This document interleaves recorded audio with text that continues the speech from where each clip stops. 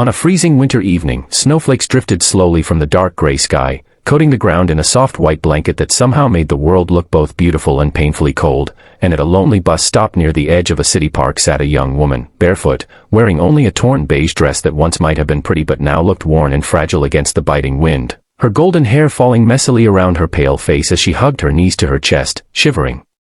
Wondering how she had ended up here, forgotten by the world, unwanted by family, left behind by friends, and she thought maybe she had reached the end of the line, because days had passed since she had eaten a full meal, nights had gone by with nothing but the hard ground to sleep on, and even though people passed by, no one ever stopped, no one ever asked her name, no one ever saw the human soul trapped in the cold shell sitting at that bus stop, but fate has strange ways of weaving its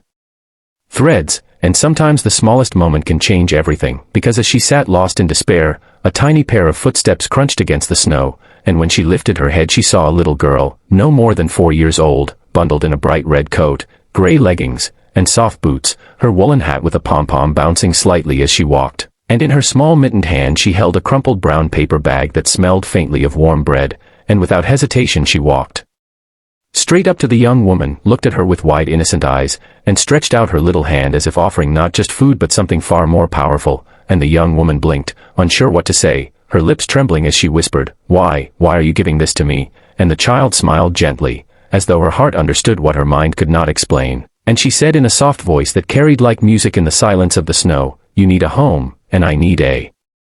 mommy." And for a moment time seemed to freeze, the world holding its breath as those words sank deep into the young woman's chest, warming her more than any blanket ever could, because no one had ever said they needed her, no one had ever told her she could still matter, and now this little girl, a stranger, was asking her to fill the most important role of all, and the young woman felt tears sting her eyes as she reached out her trembling hand to take the bag, whispering, "Thank you, sweetheart," but before she could ask where her parents were, she noticed a figure standing not too far away, a man in a dark coat, tall, watching quietly from the distance, his expression unreadable in the falling snow, and though his presence seemed mysterious, he did not move closer, almost as if he wanted to see what choice the young woman would make, and so she turned her attention back to the child, asking softly, "Where's your mommy and daddy, little one?" But the girl shook her head, her big eyes shining with honesty as she said, "Daddy is busy, mommy went to heaven, but I think God sent me to find you," and the woman gasped, pressing her hand against her chest, overwhelmed by the gravity of those words, because she had spent months praying for a sign that her life still had meaning, and here stood a child who seemed to answer her prayer, so pure, so fearless, so sure, and though her body was freezing, her heart burned with something she thought she had lost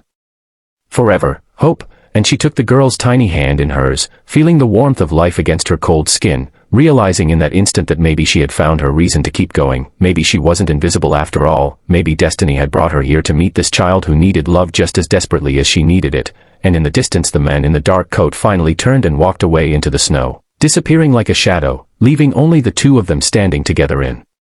the cold, the beginning of a bond that would change their lives forever, because sometimes the most broken souls are the ones chosen to become saviors for each other, and as the bus pulled up, its doors hissing open with a rush of warmth, the little girl tugged at her hand and said with absolute certainty, "Come with me, mommy," and the young woman hesitated only for a second before she stepped onto the bus, clutching the child close, unaware that this moment was the start of a journey filled